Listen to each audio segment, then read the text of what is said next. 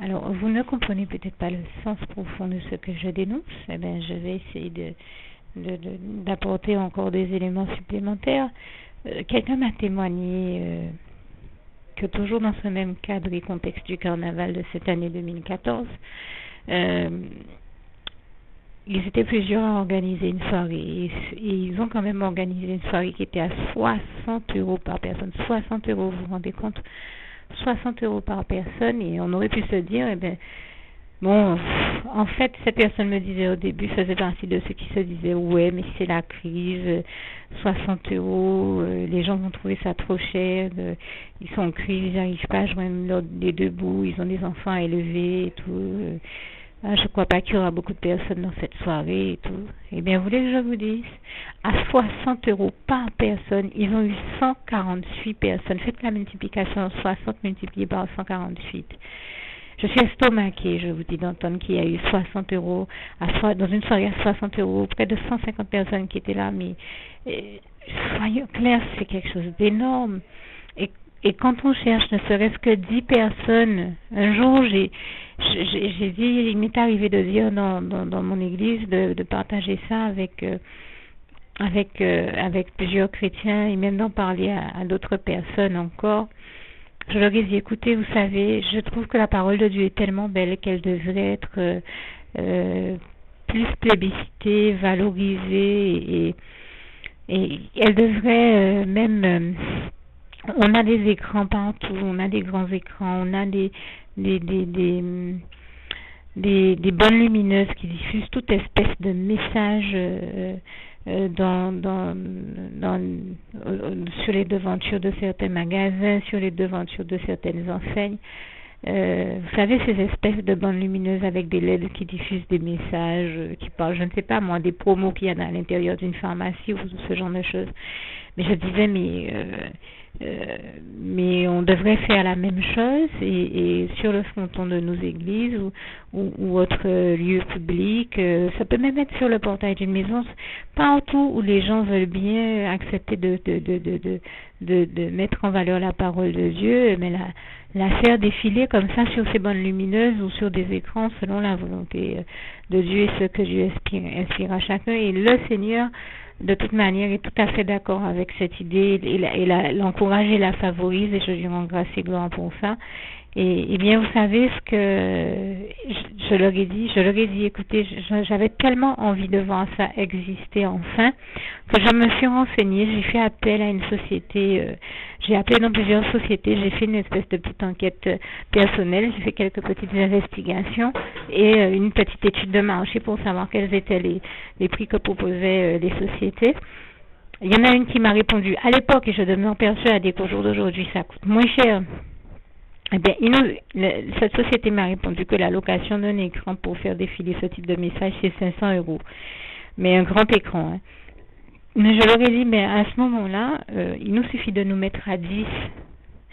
On est des centaines dans l'église, il nous suffit de nous mettre à 10, de trouver 10 personnes qui veulent bien investir 50 €, et avec 50 € on peut faire défiler sur ce grand écran, ne serait-ce que sur l'un des grands axes des routes d'ici, afin que le maximum de personnes soient touchées par la parole de Dieu dans le public, et ne serait-ce qu'aux heures de pointe, aux heures où il y a des embouteillages, où tout le monde se retrouve à être obligé de circuler sur les grands axes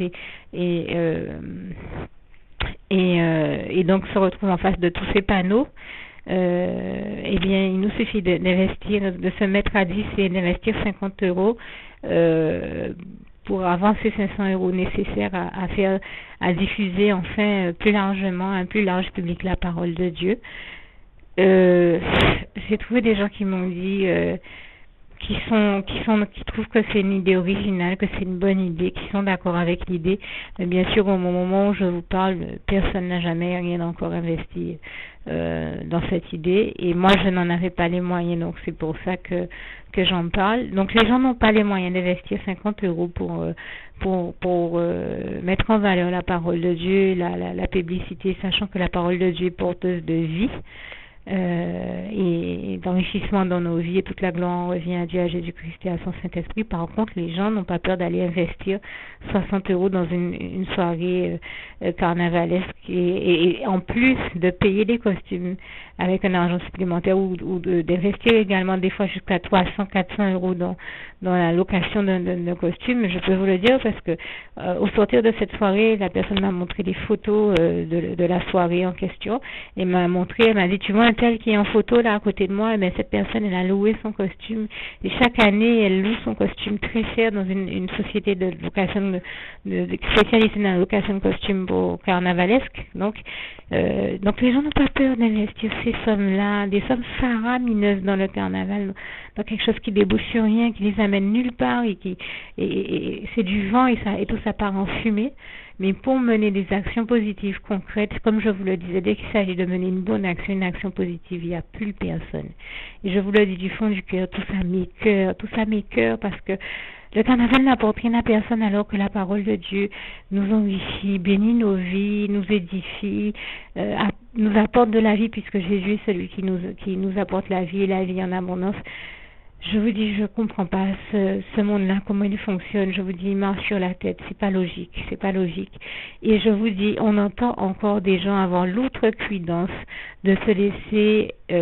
emporter par le diable dans toute espèce de commentaires et de critiques vis-à-vis de l'Église. Et comprenez bien le sens de mon propos. Mon propos n'est pas de critiquer l'Église de Dieu parce que je suis tellement heureuse de voir que Jésus-Christ a mis ces églises en place et je lui en rends grâce et gloire. Vraiment, toute la gloire revient à Dieu, à Jésus-Christ, à son Saint-Esprit. Et je le dis, les gens pensent que les véritables chrétiens qui vont aux véritables églises de Christ sont des gens religieux. Nous sommes tous sauf des religieux. Nous avons simplement eu le bonheur d'avoir une rencontre personnelle avec le Seigneur Jésus et nous cherchons en allant à l'église juste à développer notre relation d'amour, d'intimité, de complicité avec Dieu, Jésus-Christ et son Saint-Esprit. Ce n'est rien d'autre que ça.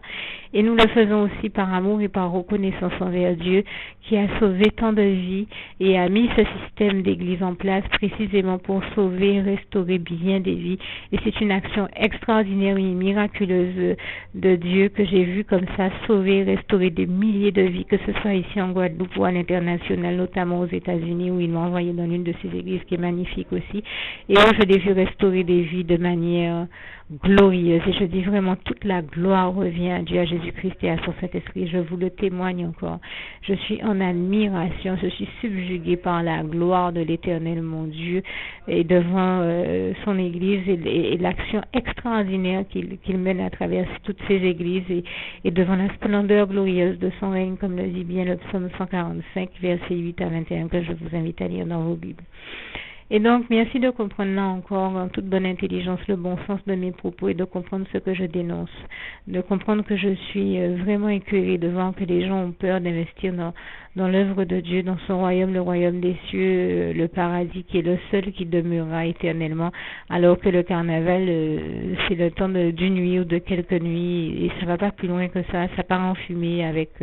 le royaume des ténèbres qui est de toute manière celui qui organise le carnaval, alors que toutes les véritables bonnes et meilleures œuvres qui soient sont celles de Dieu, de Jésus-Christ et de son Saint-Esprit. Et là, par contre, les gens n'ont pas peur d'investir dans les mauvaises choses et dans tout ce qui est royaume des ténèbres, qui est du diable et en rapport avec son royaume et ses serviteurs. Et nous savons que tout ça va aller brûler dans le feu éternel de la géhenne, comme le passage d'Apocalypse qui le décrit bien, nous décrit bien cette réalité le dit, notamment en Apocalypse 20, verset 10, je crois, ou en Apocalypse 22, vous vérifierez, mais pour tout ce qui est de participer aux bonnes œuvres de Dieu et à toutes les bonnes actions que Dieu mène, là, quand on invite les gens à le faire, là, il n'y a plus personne, et non seulement ils n'y participent pas, mais ils ont l'outrecuidance encore de critiquer l'Église de Christ, et ça, je trouve ça inadmissible. Ça veut dire que les gens préfèrent, tellement ils sont aveuglés par le diable, investir dans les mauvaises choses plutôt que dans les bonnes. Et ça, dans les choses du diable plutôt que dans les choses de Dieu. Et moi, je vous dis, c'est terrible parce que les seules choses qui vont demeurer éternellement sont les choses et les actions que nous avons, les bonnes actions que nous avons menées en mettant notre main dans la main de Dieu, parce que le royaume de Dieu, de Jésus-Christ et de son Saint-Esprit seul, le royaume du paradis, le royaume des cieux est le seul qui soit éternel. C'est le seul, en investissant dans le royaume de Dieu, c'est la meilleure œuvre que nous puissions faire, c'est d'investir dans le royaume de Dieu et de nous laisser conduire par Dieu, par la voie de son Saint-Esprit. et de suivre Jésus-Christ, bien sûr, comme Jean 8, verset 12 nous invite à le faire, mais nous laisser conduire par le Saint-Esprit à faire les bonnes œuvres que Dieu a préparées d'avance pour nous. Ce sont vraiment les meilleures choses que nous puissions faire parce que ce sont les seules qui sont éternelles. Merci de le comprendre. Que Dieu vous illumine les yeux de votre cœur, vous bénisse et vous garde. À très bientôt. Je vais rajouter ce petit commentaire. J'ai pensé à une sœur en Christ qui me disait un jour, je discutais avec elle et je lui dis oui, j'ai vu que nous sommes en Christ en ces temps-ci, en cette période. Elle m'a regardé, elle m'a répondu mais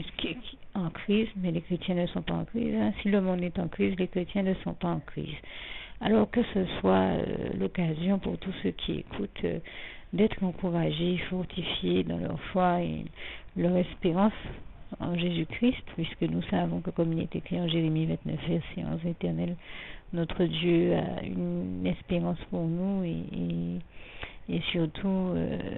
des projets d'avenir et des projets de paix et de bonheur, comme il est écrit en Jérémie 29, verset 11 à 14, et toute la gloire revient à Dieu. Et c'est vrai que moi, je la pose encore cette question. Eh bien, si nous sommes en crise, comment expliquer que le carnaval ait été aussi fastueux et ponctué d'éléments aussi coûteux que ces décors-là, ces décors faramineux et ces costumes somptueux, donc coûteux,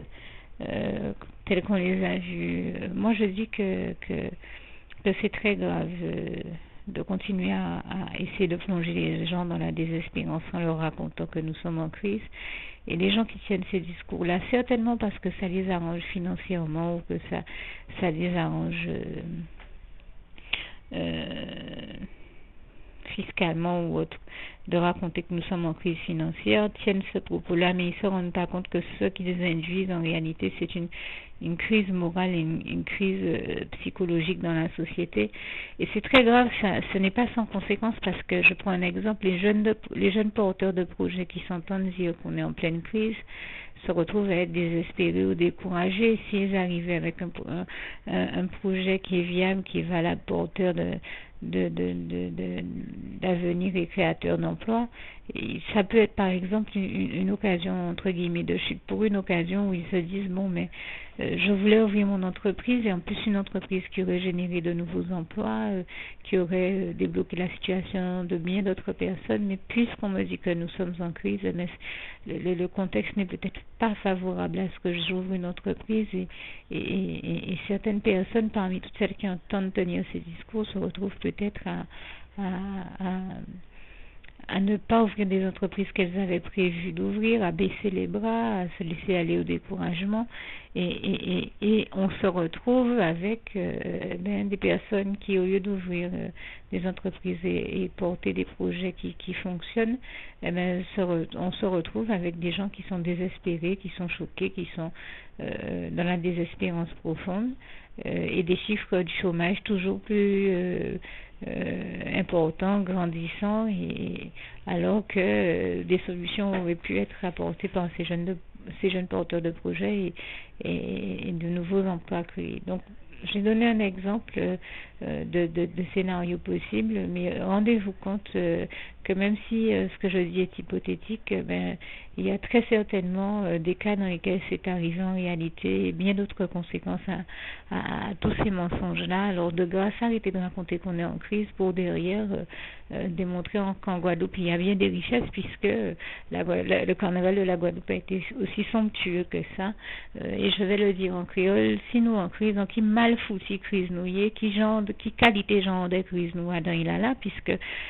après on crise à l'argent, après en question de l'argent, puisque si nous pas tenir l'argent, nous pas tenir qu'à fond en carnaval comme ça, elle avait chaque ses qualités, costume, char et décor là qu'elle nous voit là, moi on a dit que pas ni pour crise financière, c'est blague à masse. C'est monde qui a raconté ça parce que ça a arrangé yo, mais on pas guère qu'à quoi que dans ces qualités blague à masse là ça et pour monde et tous ces monde là même qui a raconté ces qualités et blagamas là ça par on y compte que au lieu de faire pays là bien c'est mal yo qu'a fait pays là puisque yo can empêcher les jeunes émerger yo can empêcher les jeunes et ouvert et entreprise à yo can empêcher les jeunes avancer alors arrêtez tiens ces qualités discours là ça arrêtez tiens et propager ces qualités paroles là ça parce que ça pas de Dieu tout c'est maintenant ça pas de Dieu ça freiner le développement à Guadeloupe en nous ça freiner développement à jeunesse en nous donc à bloquer en l'habitant comme ça et toutes ces qualités blagamas là ça passe en conséquence c'est des conséquences néfastes qu'ayotini alors arrêtez ces qualités l'attitude là ça parce que à pas rien ça c'est mauvais la habitude et attitude là ça qui porté nous de bon arrêtez ça au nom puissant de Jésus donc je le dis encore arrêtez ces mensonges au nom puissant de Jésus qui je le dis maintenant en français qui ne vise à rien qui ne mène à rien d'autre que d'inquiéter la population inutilement et en plus très certainement précisément la frange de la population qui n'a certainement pas besoin d'être inquiétée tels que les jeunes porteurs de projets et tous ceux qui auraient besoin d'avancer de se développer de développer notre île et l'économie de notre île au lieu de permettre une avancée dans l'économie de notre île, et bien voilà, on bloque les choses et moi je dis que ce n'est pas normal. Alors arrêtez de propager tous ces mensonges. Il n'y a que le diable qui amène les gens à mentir puisque nous savons que comme il est écrit en Jean 8 verset 41 à 47, il est le père du mensonge, il n'y a aucune vérité, aucune bonté en lui, rien de bon en lui. Alors ne suivez pas son exemple et arrêtez de propager de tels mensonges parce que ils ne sont pas sans conséquence et ils ne font que du mal à notre belle Guadeloupe chérie et il empêche d'avancer, empêche la jeunesse de notre pays d'avancer et justement d'avancer sur le plan économique notamment, ça n'est porteur de rien de bon et justement que de peut-être de blocage que ce soit sur le plan économique, psychologique et autres et ça provoque justement très certainement une crise psychologique et morale donc rendez-vous compte que ce n'est pas sans conséquences et que ces conséquences là justement sont néfastes alors de grâce arrêtez ces mensonges au nom puissant de Jésus arrêtez d'être dans cette attitude dans ce comportement et dans toutes ces mauvaises habitudes arrêtez tous ces vieilles messes et vieilles habitudes d'azote là ça